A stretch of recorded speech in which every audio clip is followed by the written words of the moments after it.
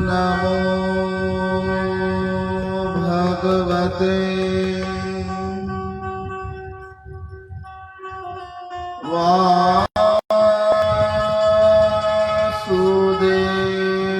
वासुदेवाय। स्वस्ति श्री गणेशाय नमः। श्री सरस्वत्यै नमः। श्री गुरुभ्यो नमः।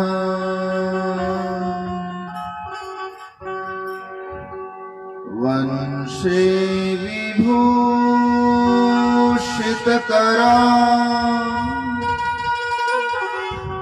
नवनीरदाभा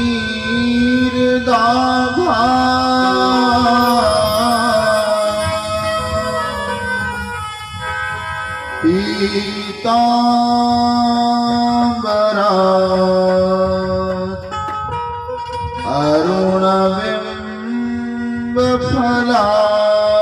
अरुणबिम्बफलाधरोष्ठा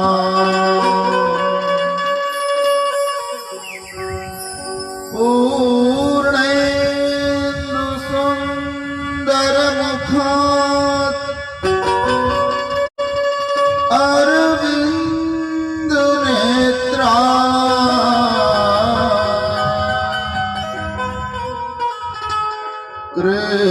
कृष्णात् परं किमपि तत्त्वमहं न जामि।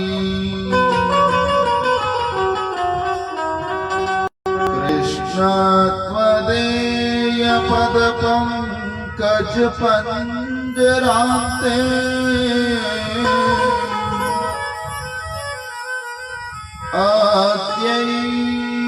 अद्यैवमेव विशतु मानसराजहंस।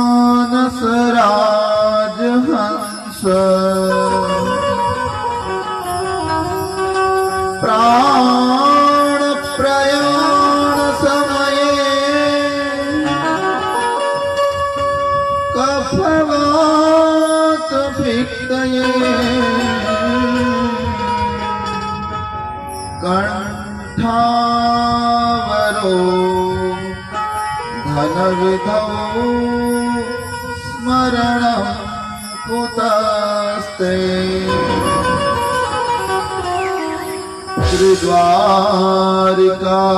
श्रीद्वारिकाधीश की श्री बालकृष्ण लाल की सद्गुरु भगवान की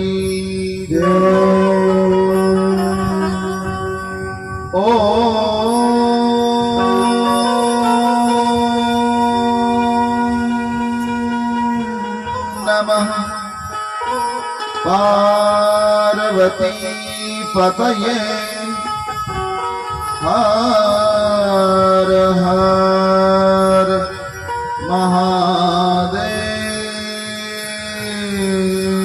हर।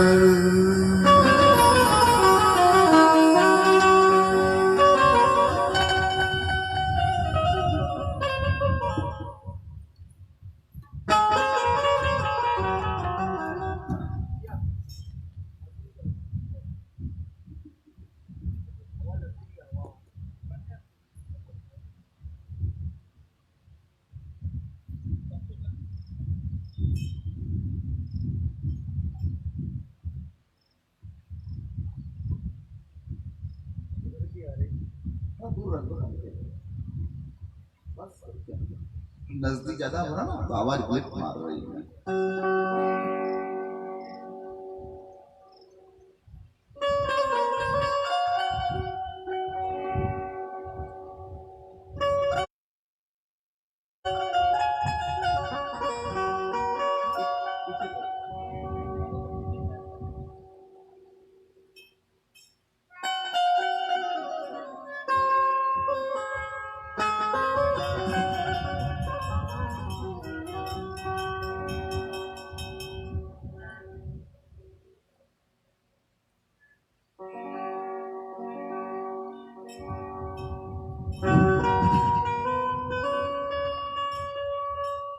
ऐसो राम है दुख हरनवा, ऐसो राम है दुख हरनवा, ऐसो राम है दुख हरनवा।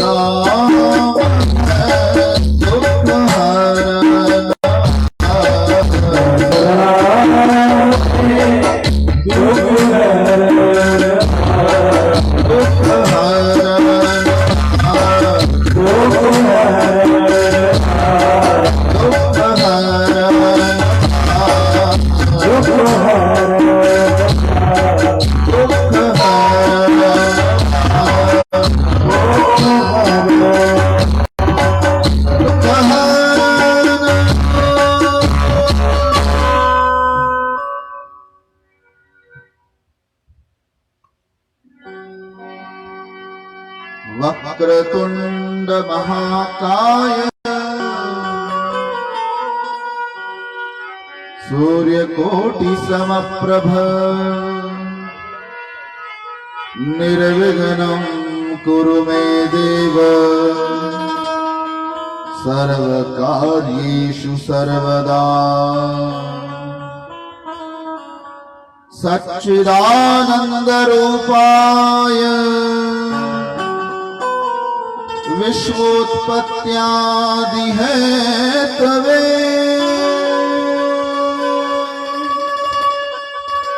तापत्रय विनाशाय श्री कृष्णाय वयं नमः।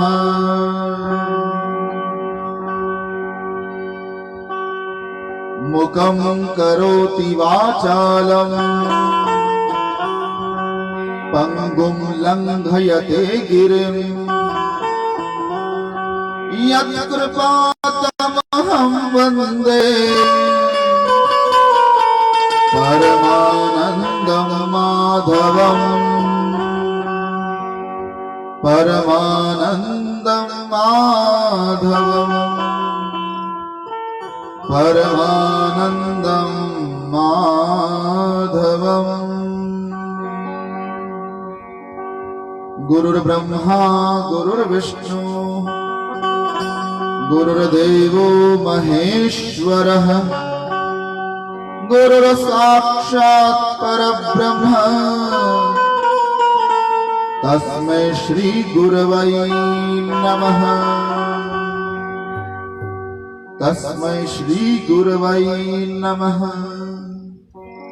तस्मै श्री गुरवै नमः। श्री गोवर्धननाथ महाराज की जय।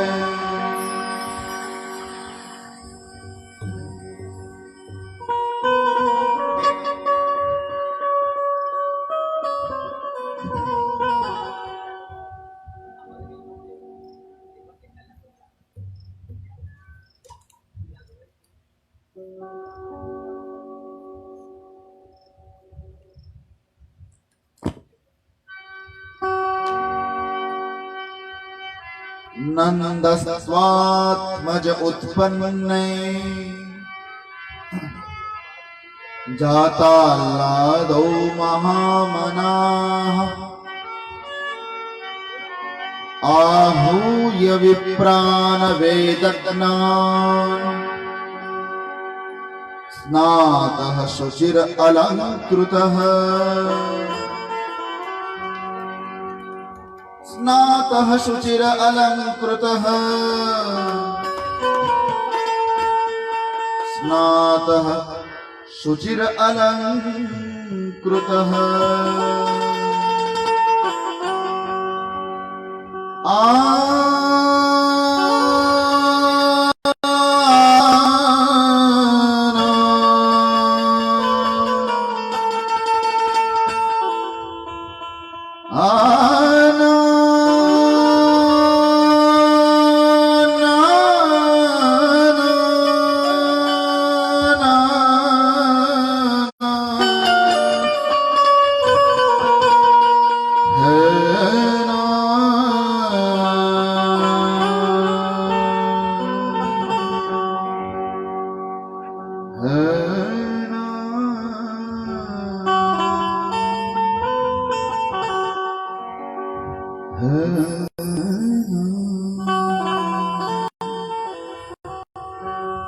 बोलिए सुखदेव जी महाराज की जय।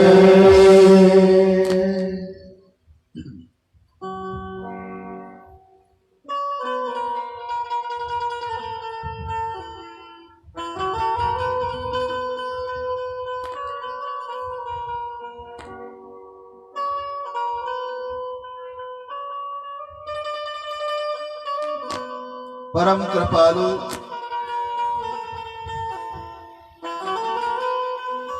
परम पिता परमात्मा की असीम कृपा से आज पंचम दिवस में प्रवेश करते हुए यहाँ पर आवाहित, स्थापित और पूजित सभी देवी देवताओं को हम नमन करते हैं और भगवत सेवा में सहयोग देने वाले भू देवताओं को नमन करते हैं, संगीत रत्नों को नमस्कार करते हैं।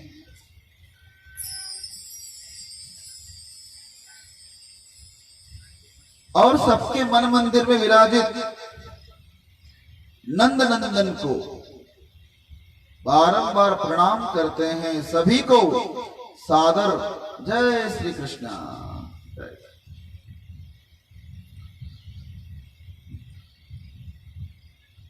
ज्ञानार्जन, अर्थार्जन और पुण्यार्जन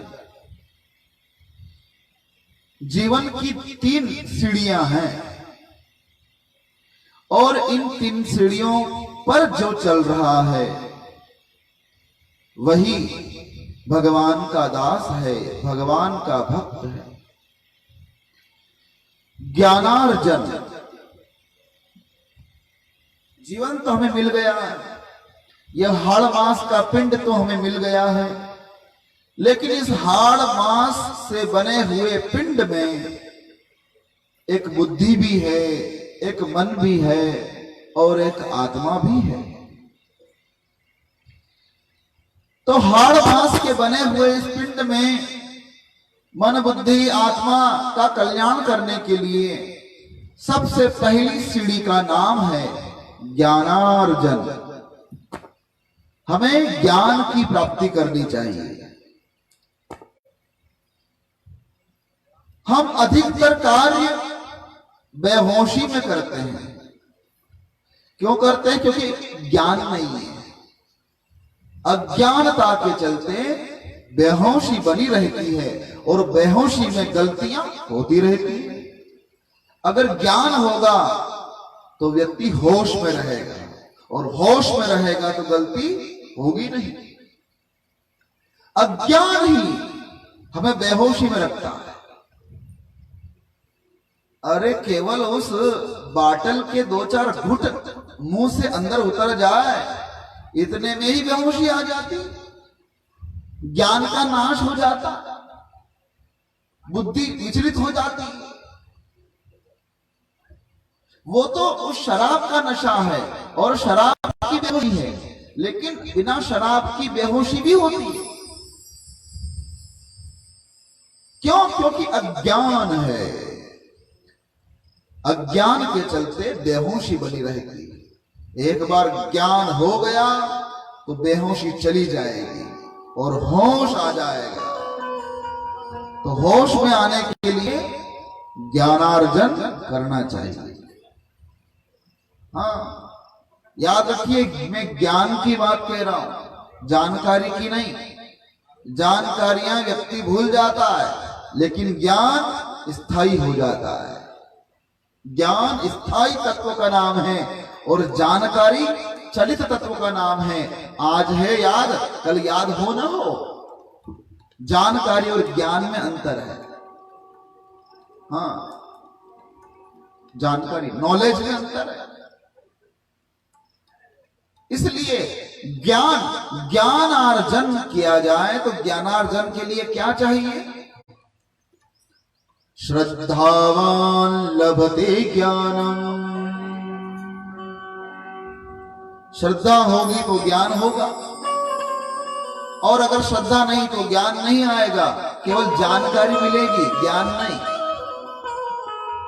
तो श्रद्धा से अगर हम समर्पित हो जाएंगे तभी हमें ज्ञान की प्राप्ति हो सकती है। तो ज्ञान की प्राप्ति के लिए श्रद्धा परम आवश्यक है। श्रद्धावान लभते ज्ञानम। श्रद्धावान को ही ज्ञान की प्राप्ति होती है। श्रद्धा चाहिए ज्ञान के लिए। बिना श्रद्धा के ज्ञान नहीं होगा, और ज्ञान नहीं होगा तो शांति नहीं मिलेगी। शांति नहीं मिलेगी तो सुख नहीं मिलेगा। शांति के बेटे का नाम है सुख। हम बेटा चाहते हैं, मां नहीं। अरे बिना मां के बेटा कहां से आएगा? ये सुख शांति का बेटा है। तुम मांगते हो सुख,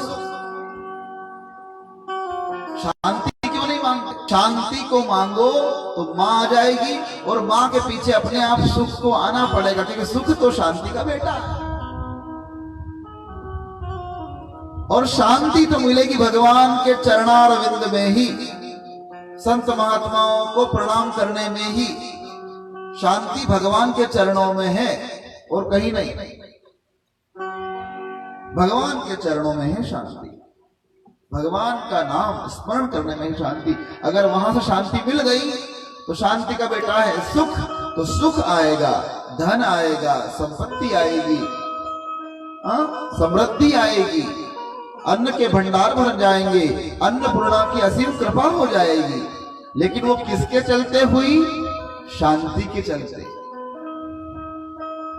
हम सुख सुख सुख सुख की इच्छा करते हैं, लेकिन शांति को भूल जाते हैं।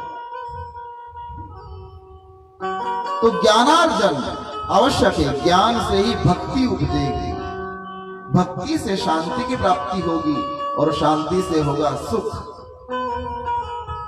और ज्ञान से पवित्र कुछ भी नहीं।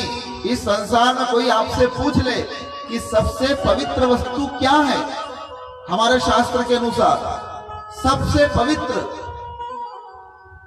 शुद्ध की बात नहीं कह रहा हूं, शुद्धता में और पवित्रता में अंतर है। तो कोई पूछ ले कि सबसे पवित्र क्या है, तो सबसे पवित्र है ज्ञान। ये मैं नहीं कह रहा हूं, श्रीमद् भगवद गीता में भगवान श्री कृष्ण ने अर्जुन से कहा, न हे ज्ञानेन सदृशं पवित्रम इह विद्यते। हे अर्जुन, ज्ञान से पवित्र कुछ भी नहीं है यहां पर। और जहां ज्ञान है वहीं मनुष्य को अपना ध्यान आ जाएगा। और एक बार अगर उसे अपना ध्यान आ गया तो जो जिस मार्ग पर वो चल रहा है उससे वो भटक नहीं पाएगा, उस मार्ग पर वो अटक नहीं पाएगा, वो अपने लक्ष्य तक पहुंच जाएगा। उसके लिए क्या चाहिए अर्जुन? ज्ञान। ज्ञान, ज्ञान बिना मुक्ति नहीं हृदय ज्ञाना न मुक्ति। अगर ज्ञान नहीं तो मुक्ति भी बड़ी दुर्लभ हो जाती है। ज्ञान के अभाव में ही गलतियां हो जाती हैं और व्यक्ति अमृत से वंचित रह जाता है। अमृत। और बड़े मजे की बात है कि वैराग्य के पात्र में ही ज्ञान का अमृत टिकता है। वैराग्य का पात्र होना चाहिए। ज्ञान बड़ा बेटा है, वैराग्य छोटा बेटा। किसका? किसके बेटे हैं ये? भक्ति महारानी। तो ज्ञान और वैराग्य दोनों की जोड़ी है। तो वैराग्य के पात्र में ही ज्ञान का अमृत टिकता है। तो वैराग्य का पात्र लेके चलो और उस वैराग्य के पात्र को सीधा रखो, और सीधा रखोगे तब ज्ञान का अमृत उसमें टिकेगा। वैराग्य होना चाहिए, थोड़ा जीवन में त्याग होना चाहिए। याद रखिएगा, त्याग किया जाता है, त्याग तो किया जाता है, लेकिन वैराग्य तो हो जाता है। वैराग्य करना नहीं पड़ता, वैराग्य तो हो जाता है, त्याग तो करना पड़ता है। तो त्याग, और याद रखना त्याग से भी शांति मिलेगी। त्यागः शांति अनंतरम। त्याग से शांति, ज्ञान से शांति है, भक्ति से शांति है। ये तीन बिंदु शांति देने वाले हैं, तीन तत्व शांति देने वाले हैं, ज्ञान, भक्ति और त्याग। ये त्याग, ज्ञान, भक्ति शांति प्रदान करने वाले हैं। तो क्या हम में ज्ञान है? क्या हम में भक्ति है? क्या हम में त्याग है? त्याग होगा तो शांति प्राप्त होगी। अरे शांति मिलती है, हम रोज अनुभव करते हैं उसका। अरे छोटे से बच्चे को स्कूल आप भेजने जाते हो और जब स्कूल उसका जाने का मन तो करता नहीं, क्योंकि वो पहली बार स्कूल जा रहा है, अपने माँ बाप से अलग हो रहा है। माँ बाप ने छोड़ी ने पहली बार स्कूल जा रहे हो तो रो तो जाओ, मालूम है अपने के वो तो नहीं जाऊंगा वो ने रो ये लेटे लोटा लागी जाना ना, स्कूल तो जाना पड़ेगा। लेकिन वो घणो मुश्किल थी जा, धीरे धीरे धीरे एक दिन छोड़वान गया, 2 दिन छोड़वान गया, 3 दिन छोड़वान गया, 4 दिन छोड़वान गया, धीरे धीरे धीरे धीरे असो वे के धीरे धीरे जानो फिर जब खुद जावा लगी जा। आप ही धीरे धीरे बंद कर देते हो। वो अपने पड़ोसी का बच्चा जाता है, उस बच्चे के साथ वो उंगली पकड़ के चला जाता है। लेकिन जब शुरू बार आप जब छोड़ने जा रहे थे तो रो रहा था ना, वो उसकी जाने की इच्छा थी क्या? नहीं थी। उसको अपने माँ बाप को छोड़ने की इच्छा नहीं थी। वो जानता था कि मैं पराए घर वो उसके लिए स्कूल नहीं था, वो पराया था, पराया घर, पराया लोग, पराया मास्टर, पराया मित्र। वो अपनों को छोड़ने का दुख होता है उसको, तब वो जाता नहीं।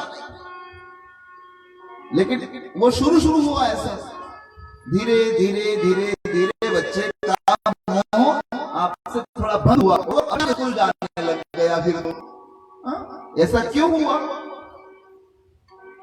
उसे त्याग करने का अभ्यास करना पड़ा कि नहीं, और धीरे धीरे उस बात को स्वीकार करना पड़ा कि नहीं, अब मुझे स्कूल जाना ही पड़ेगा, मुझे अपने माँ बाप को छोड़ना ही पड़ेगा, मुझे पढ़ाई करनी ही पड़ेगी।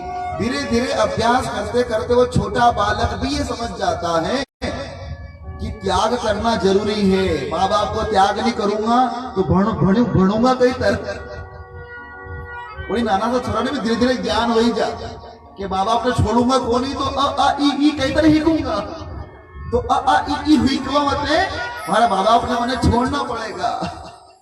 तो एक छोटे से बालक को भी ज्ञान हो जाता है कि माँ बाप ने भी छोड़ना पड़े, अ ई हिकवावते। और हमको तो ज्ञान अंतिम श्वास तक नहीं होती है कि जीवन में त्याग ही सबसे बड़ा है, त्याग होना चाहिए। अब त्याग करे तो किसका करें? अरे भैया, जो मन में भरा पड़ा है संसार, उस संसार को थोड़ी देर के लिए भूलने का त्याग करो, अभ्यास करो। अर्जुन तो बार बार यही कहते हैं कृष्ण से, चंचलम ही मन कृष्ण प्रमाथि बलवद दृढ़म तस्याहं निग्रहम मन्ये वायोरिव सुदुष्करम।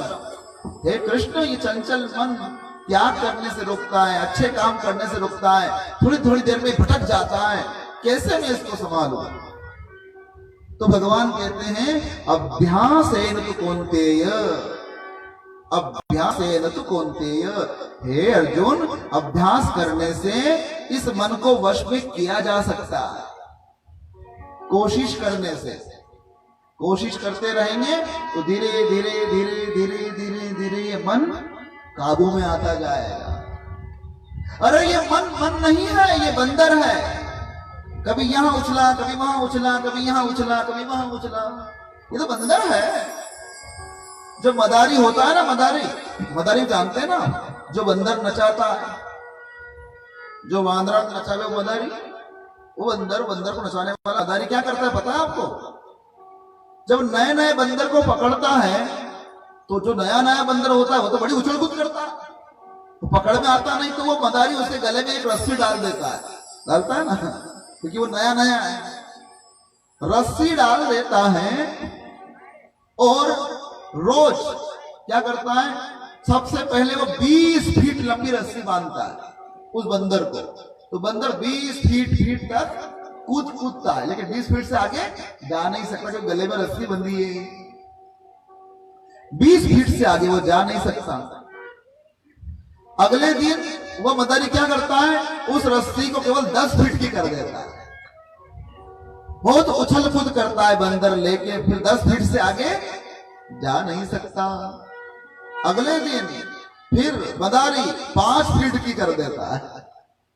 5 फीट में कितना कूदेगा बंदर, वही कूद कर वही कूद कर वही।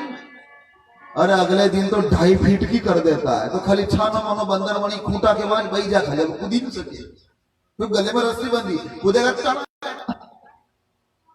और ऐसी अवस्था में उस बंदर को मदारी 10 दिन तक रखता है, खाली उस खूंटे पे बंधे रखता है। तो मदारी की ये अकल है कि बंदर को अगर वश में करना है तो धीरे धीरे करो। तत्काल करने जाएंगे तो बंदर भी वश में नहीं होता, बंदर भी मन की तरह होता। धीरे धीरे धीरे उस बंदर को 10 दिन तक उसी खूंटे से बांध के रखता है और बंदर वैसा ही हो जाता है कि माने खूंटे बंधे तो रेणु आ गए। बाद में धीरे धीरे मदारी उस खूंटे से उसको खोल देता है, लेकिन वो बंदर उस खूंटे को ही अपनी जिंदगी मान लेता है कि खूंटा अलावा हमारा कोई जीवन को नहीं अबे। तो उस बंदर की तरह हम भी हो गए हैं। हम भी यही समझते हैं कि अन्न घर अलावा कोई जीवन है तो नहीं मारो तो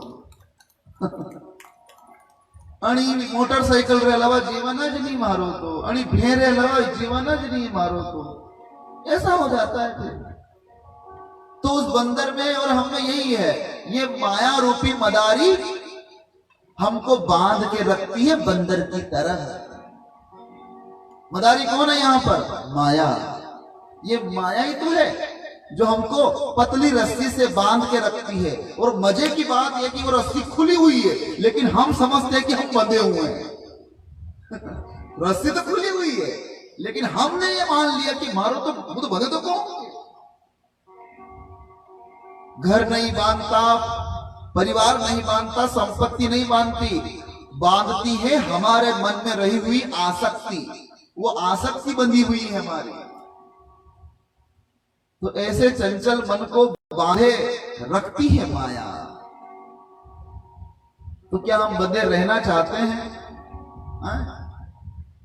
अगर हम मुक्त होना चाहते हैं तो त्यागा शांति अनंतरम, त्याग से ही शांति है। नहीं तो फिर ये शरीर का क्या होने वाला है? न जायते म्रियते वा कदाचिन्नायं भूत्वा भविता वा न भूयः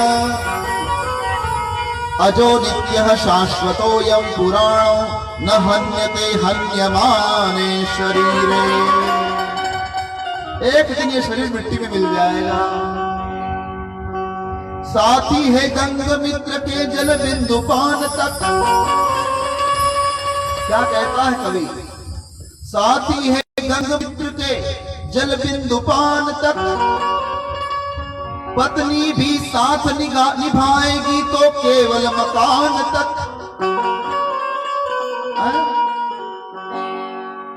साथी है गंग मित्र के तो जल बिंदु पान तक, पत्नी भी साथ निभाएगी तो केवल मकान तक। परिवार के सब लोग चलेंगे शमशान तक, और बेटा भी हक निभाएगा तो अग्निदाह तक। उसके बाद अकेले ही जाना है। साथी गंग मित्र के जलबिंदु पान तक, जो आपके दोस्त होंगे, मित्र होंगे, और अगर आपने उनके साथ भी भलाई की होगी तो वो आंसू बहा लेंगे। अरे घणो अच्छो दोस्त हो अपनो यार, पल पल में काम आतो रे अपने, अरते आतो, हर बात में अरते आतो अपने, काम आने वाला दोस्त था अपना। रो लेंगे थोड़ी देर के लिए, आंसू आ जाएंगे, आंखें भीग जाएंगी। तो साथी है गंग मित्र के जल बिंदु पान तक, अर्धांगिनी बढ़ेगी तो केवल मकान तक। मकान तक ही उसकी सीमा है, उसके बाद तो वो भी देखती रह जाती है कि जा रहे हैं, जा रहे हैं, मैं अंतिम दर्शन कर रही हूं इनके। परिवार के सब लोग चलेंगे शमशान तक, परिवार के लोग लेके चले जाएंगे शमशान तक। अब मरी गया है, अगले ही दो आना है, अगले ही दो, अगले जैसे लकड़ी जलाते हैं वैसे। हाँ? हाड़ जले जस लाकड़ी, केश जले जस घास। बाल कैसे जलते हैं? जैसे घास जल रही हो। और हड्डियां कैसे जलती? जैसे लकड़ी जल रही हो। हाँ? हाड़ जले जस लाकड़ी, केश जले जस घास। क्यों अहंकार में बिता दी, क्यों समझे अपने आप को खास। हम नहीं है खास, हम तो है दास। हम अपने आप को जब खास मान लेते हैं ना, वही हम चुप कर जाते हैं। कोई खास नहीं है यहाँ, हम सब दास हैं यहाँ, सेवक हैं यहाँ। हम क्यों भेजे गए हैं, हम क्यों लाए गए हैं, हम क्यों भेजे गए हैं, हम क्यों लाए गए हैं। इस बात का विचार हमें मन में करना चाहिए। क्या है विष, क्या है अमृत, यह जानकर, यह मानकर हमको पीना चाहिए। उसी को इंसान कहते हैं, उसी को इंसान कहते हैं। एक भजन है प्यारा, उसी को इंसान कहते हैं, उसी को इंसान कहते हैं। तो क्यों अभिमान करता है प्यारे?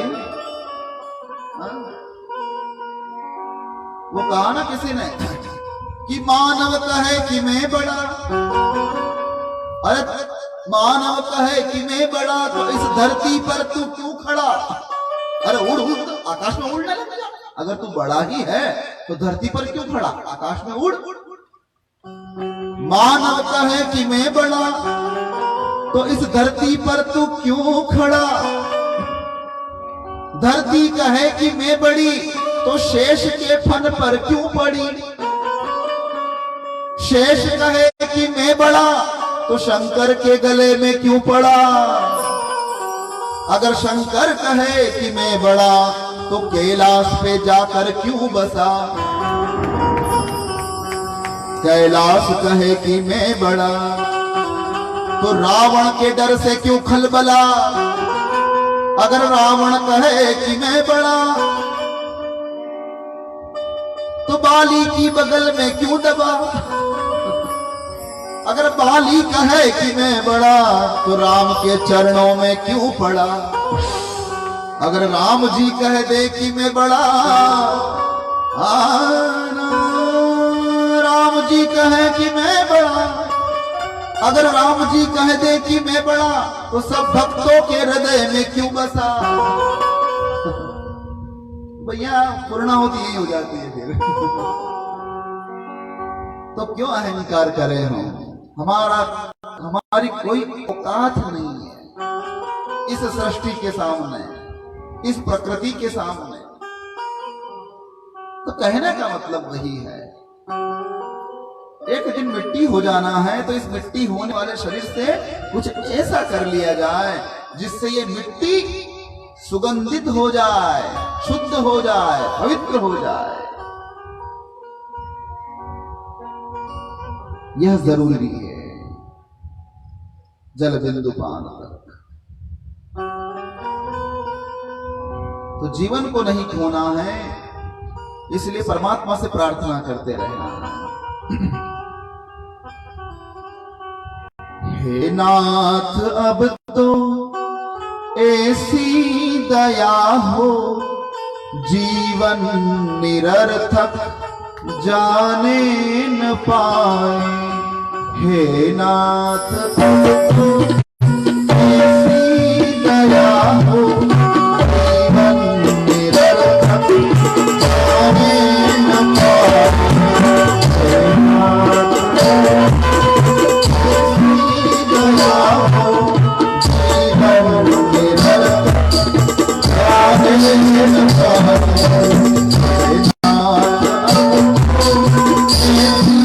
दया हो जीवन निरर्थक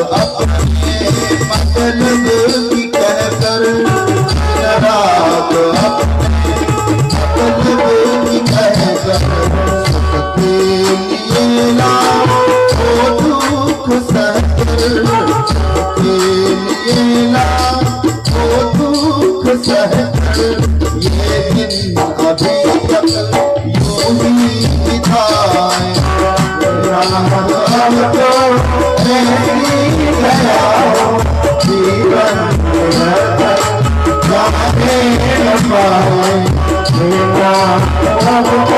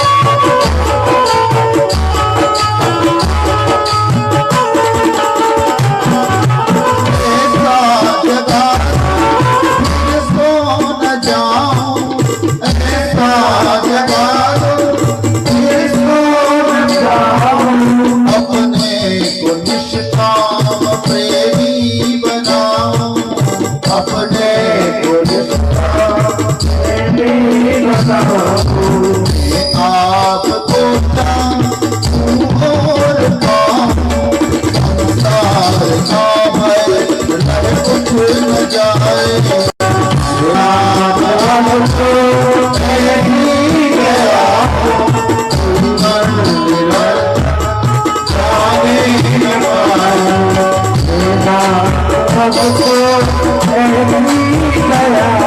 जीवन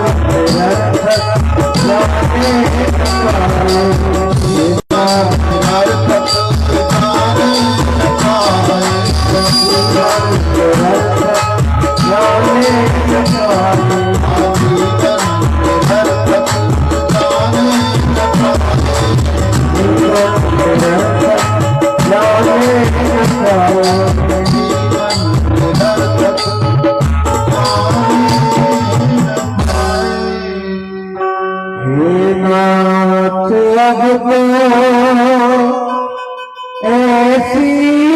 न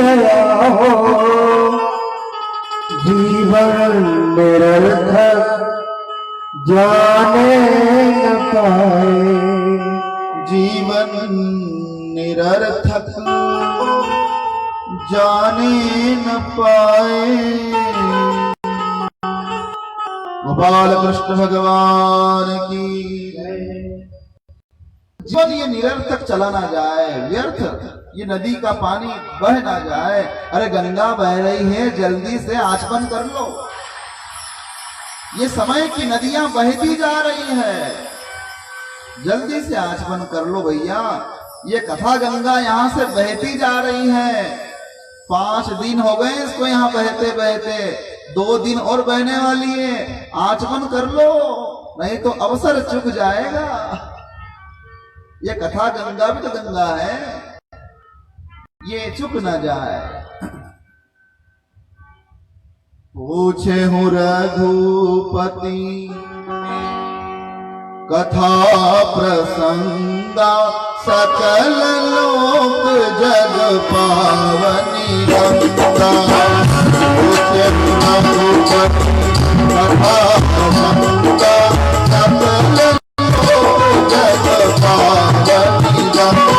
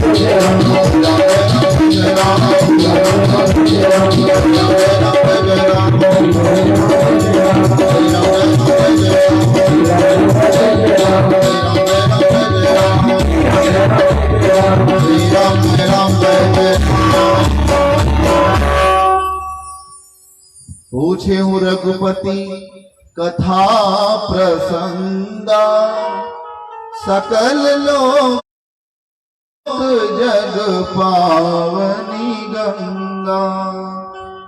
ये गंगा है और इस गंगा में हम निमज्जन कर रहे हैं। इससे स्नान करो, इसका पान करो।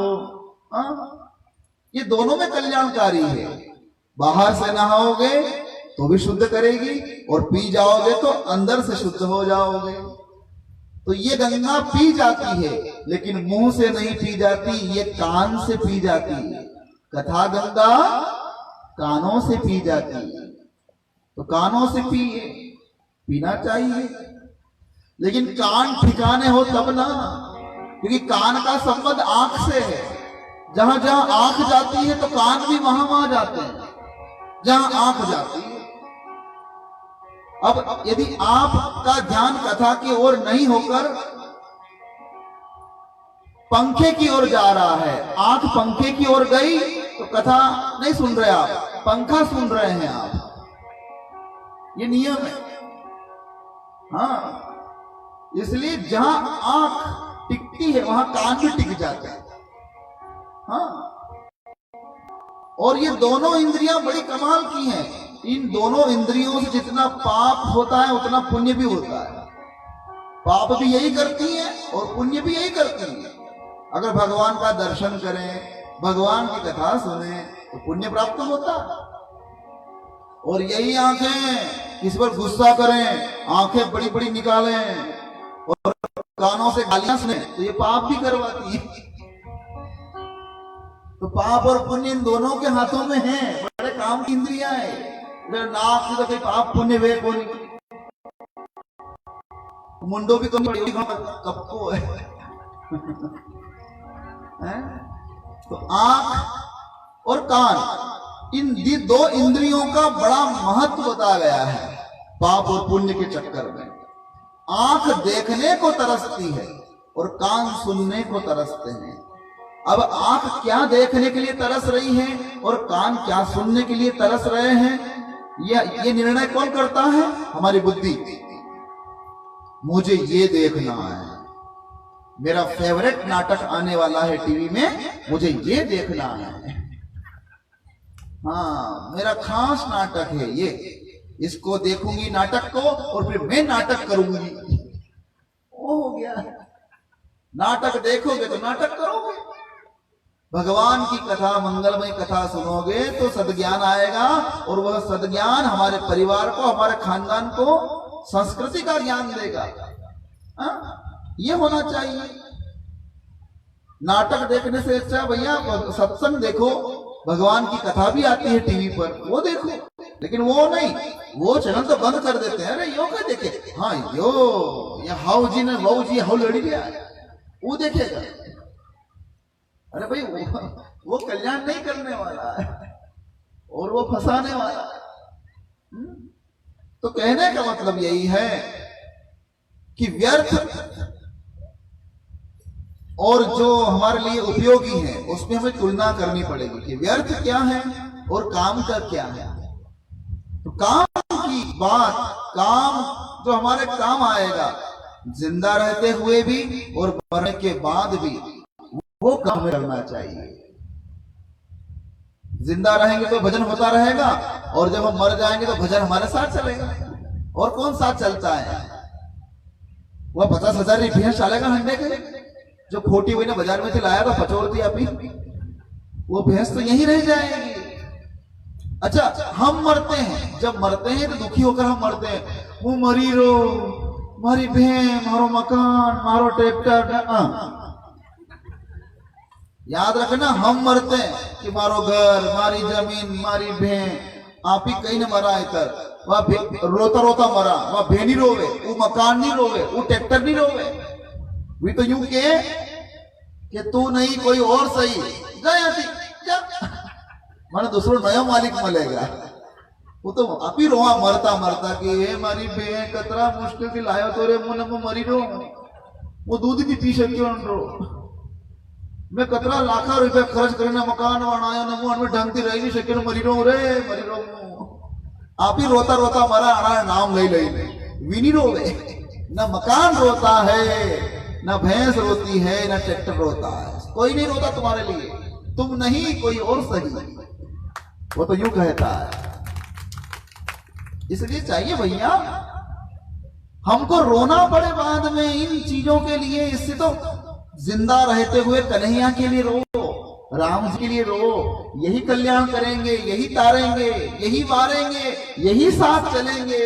और जब इनका साथ रहेगा तो इन साथों से कोई काम नहीं हमारा। राम के चरणों में ही आराम है हमारा। भगवान के चरणों की ओर ध्यान होना चाहिए। इतने वर्षों से कथा करने वाले कथा कहते आए हैं और इतने सालों से सुनने वाले सुनते आए हैं, ये क्यों हो रहा है? क्योंकि वाकई में उनको ये चाहिए। जिस प्रकार जीवन जीने के लिए रोटी खाना आवश्यक है, पानी पीना आवश्यक है, बिना पानी के हम रह नहीं सकते, बिना रोटी के हम रह नहीं सकते, ये शरीर टिक नहीं सकता। उसी प्रकार ये मन बिना भगवान की शरण के टिक नहीं सकता। अगर भगवान की शरण नहीं है जीवन में तो ये मन तुम्हारा बड़ा नुकसान करता है। क्योंकि तुम जो चाहते हो कल्याण, वो कल्याण ये करवाता नहीं। बेकार की बातें, बेकार की चर्चा, बेकार के काम ये मन हमसे करवाता है। क्योंकि हमने हमारे मन को भगवान के शरण में नहीं रखा।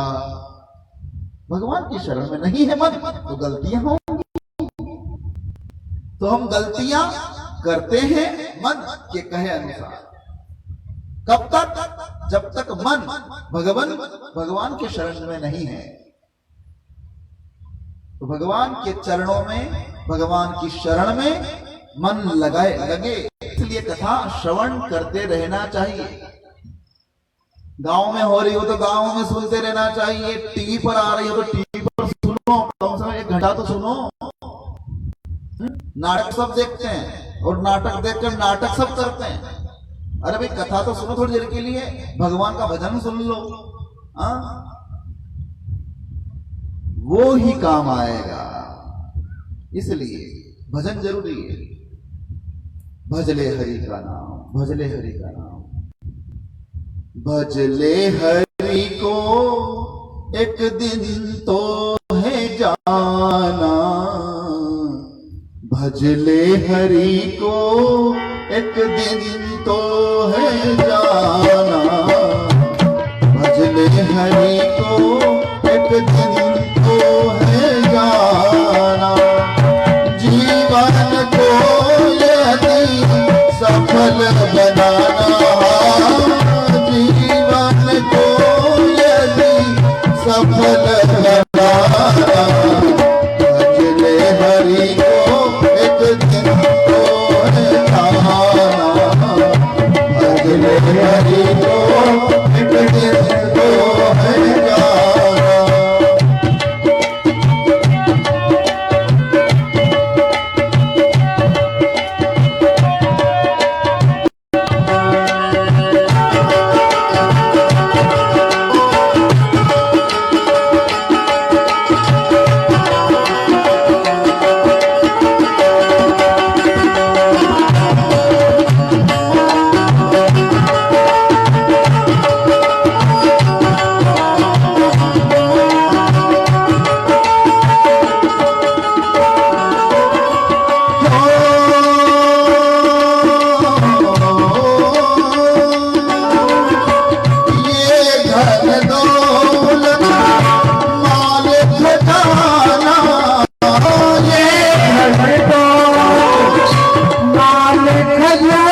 कितना दीवाना इस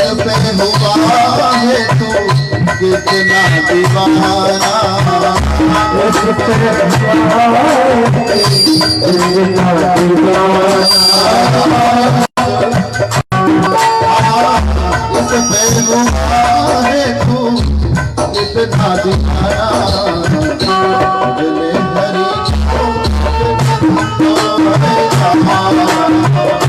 भजले हरि को भजले हरि को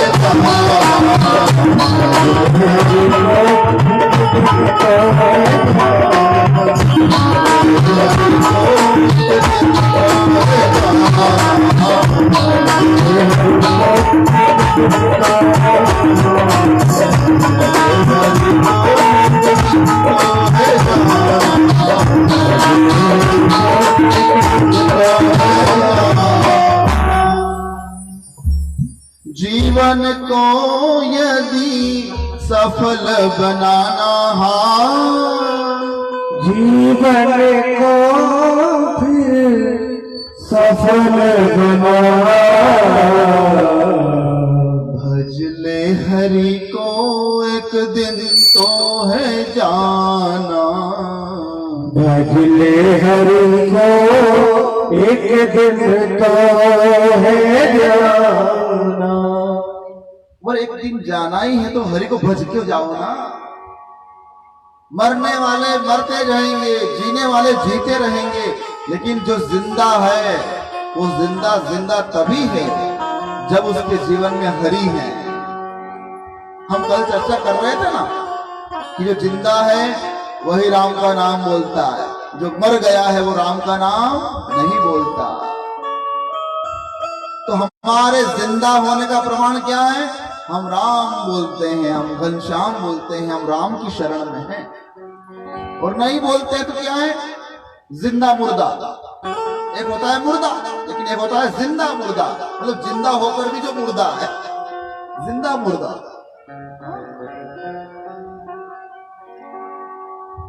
वही तो बात है कि भाई जिंदा रहने में मजा नहीं है, मरने में क्या होगा। हम जी भी रहे हैं तो मर मर कर, और हम मरते भी हैं तो मजबूरी में। बात बड़े मजे की। हम कोई मरना नहीं चाहता, हम जीते भी हैं तो मर मर कर।